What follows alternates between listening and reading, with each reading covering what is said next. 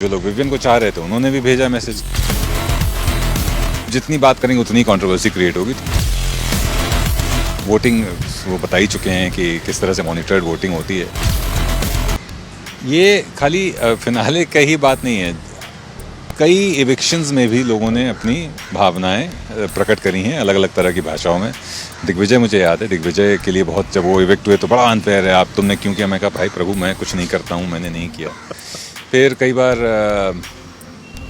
इस गैंग को आप सपोर्ट कर रहे हो, उस गैंग को क्यों नहीं सपोर्ट कर रहे हो। तो ये थ्रू आउट द शो रहा है और उसका अंत फिनाले में भी हुआ कि फिनाले में जो लोग विवियन को चाह रहे थे उन्होंने भी भेजा मैसेज कि आप वो ये गलत है, उसको जीतना चाहिए था। जो लोग रजत जी को चाह रहे थे उन्होंने भी भेजा कि नहीं उनको जीतना चाहिए था।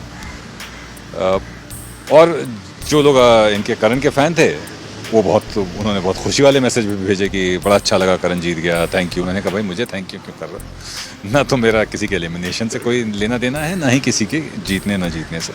लेकिन ठीक है, part of I think bouquet and brick bats वो कहते हैं ना कि दे गो हैंड इन हैंड, कि जब प्रशंसा मिलती है तो इसके लिए भी थोड़ा सा तैयार होना चाहिए।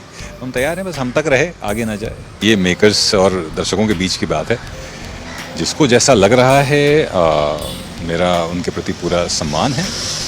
पर मैं वही वाली बात है कि जब आप इमोशनली अटैच हो जाते हो तो कई बार हो सकता है वोटिंग किसी के पक्ष में हो गई हो। जैसे सीज़न 1 में क्या हुआ था कि सब लोग को लग रहा था कि रवि किशन जीतेंगे, राहुल रॉय जीत गए, क्योंकि कुछ ऐसा कन्फ्यूजन हो गया लोगों को कि जिताने के लिए जिसको वोट करना है या जिसको हराने के लिए वोट करना है। तो उस कन्फ्यूजन में रवि जी जो है वो हार गए बेचारे। तो बड़े सारे फैक्टर्स होते हैं, एक्सटर्नल फैक्टर्स होते हैं, उस पर जितनी बात करेंगे उतनी कंट्रोवर्सी क्रिएट होगी। तो बेसिकली यही है कि वोटिंग वो बता ही चुके हैं कि किस तरह से मॉनिटर्ड वोटिंग होती है।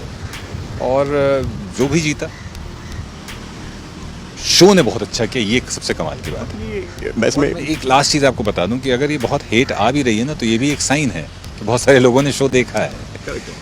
तो as someone who is associated with the show, बड़ी खुशी की बात है कि लोग शो देख रहे हैं। और समय के साथ जो चीज़ें, जो नेगेटिविटी है वो भी ख़त्म ही हो जाती है, क्योंकि मैं उस अथॉरिटी में नहीं हूँ कि कहूँ कि ये गलत था या सही था। और ये गलत सही तय कौन करेगा, ठीक है ना। तो उस चीज़ पर कमेंट करना तो मेरे लिए मुश्किल है। पर एक बात मैं ये कह सकता हूँ कि अब की बार 400 पार का भी एक नारा गया था, पर आई 240 सीटें। तो वोटिंग एक ऐसी चीज़ है जिसको समझ पाना, दर्शकों को, जनता को समझ पाना बहुत मुश्किल है। कई स्टेट्स में ऐसा हुआ इलेक्शंस में, जब लोगों को लगा कि हम जीतेंगे, जलेबियाँ और लड्डू बनवा लिए गए और नहीं जीते। तो उस चीज़ पे कमेंट करना जो हमारे हाथ में नहीं है वो ठीक नहीं होगा। हम शो से जुड़े हैं जिस कैपेसिटी में, अपनी आवाज़ देने की कैपेसिटी में हम वो काम कर रहे हैं। और हम सिर्फ इतना ही कह सकते हैं कि हमारा इन्वॉल्वमेंट नहीं है किसी भी तरह के डिसीजन मेकिंग में। ये एक फॉर्मेट है, गेम शो है, कोई देश का चुनाव थोड़ी है कि उसको इतना ज़्यादा तवज्जो दी जाए। एक रियलिटी शो है। और सबसे बड़ी बात ये है कि लोगों को ये भी समझना पड़ेगा, डिजर्विंग नॉन डिजर्विंग लोग कहते रहते हैं, रियलिटी शो है, टैलेंट हंट शो नहीं है कि आपने अच्छा गाना गाया तब आपको नंबर मिलेंगे, तब आप, ऐसा कहीं नहीं लिखा है कि जिसने टास्क पूरे नहीं किए वो जीत नहीं सकता है, ऐसा कुछ। तो वोटिंग पे कमेंट करना बहुत मुश्किल है। और we all have to understand eventually it's a reality show meant for entertainment.